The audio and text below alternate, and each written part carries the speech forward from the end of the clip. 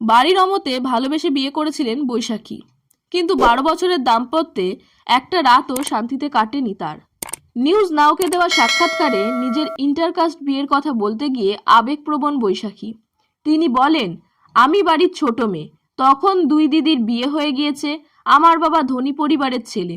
আমি এমন ছেলেকে বিয়ে করছি, সে বাঁকুড়ার প্রত্যন্ত গ্রামের, সেখানে ইলেকট্রিসিটি পৌঁছায়নি। রবীন্দ্রভারতীতে গিয়ে আমার সঙ্গে আমার প্রাক্তন স্বামীর সম্পর্ক হয়। মায়ের আপত্তি গ্রাহ্য করেননি বৈশাখী, ভালোবাসায় অন্ধ হয়েছিলেন। বৈশাখী আরও বলেন, আমার সঙ্গে সম্পর্ক জড়ানোর আগে ওকে একটি ব্রাহ্মণ মেয়ে ছেড়ে যায়। আমার মনে হয় আমার পড়াশোনা ব্যর্থ যদি এই ইন্টারকাস্ট বিয়েটা না করতে পারি। আমার বাবা বাড়ি ছেড়ে চলে গিয়েছিল আমার মুখ দেখবে না বলে। এক কাপড়ে আমি বিয়ে করি। তখন মনে হয়েছিল একটা বিপ্লব করলাম। তাই যেদিন বুঝলাম আমি হেরে গেছি, সেদিন মানুষের সামনে সেটা প্রকাশ করা খুব লজ্জার ছিল। নিজের সবটা উজাড় করে মনোজিৎকে ভালোবেসেছিলেন বৈশাখী, তবুও সুখ আসেনি জীবনে। তার উপলব্ধি, জীবনে ভালোবাসাটা যথেষ্ট নয়। হয়তো আমি ওর মনের মতো ছিলাম না, হয়তো সেই কারণেই ও আমার উপর অত্যাচার করেছে। আমি যাকে ভালোবাসি সে আমাকে ভালোবাসে না, এটা কোনো মেয়ের পক্ষে মেনে নেওয়াটা খুব কষ্টসাধ্য। অনেক সময় আমি ভাবতাম, কি নেই আমার মধ্যে যার জন্য আমাকে ভালোবাসলো না। প্রাক্তন স্বামীর টাকার প্রতি কোনো টান ছিল না, কোনো উপহার তিনি চাইতেন না, বলেন বৈশাখী।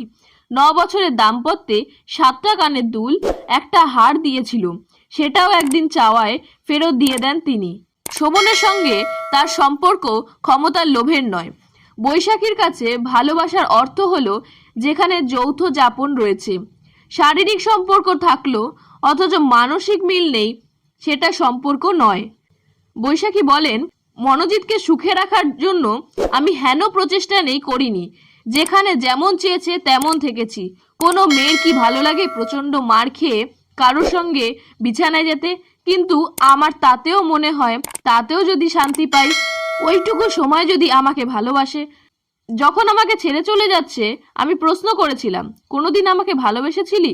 জবাব এসেছিল, তোর শরীরটাকে ভালোবেসেছিলাম। সেই সময় বৈশাখীর মনে হয়েছিল, শরীরের খিদে তো যে কেউ মেটাতে পারে।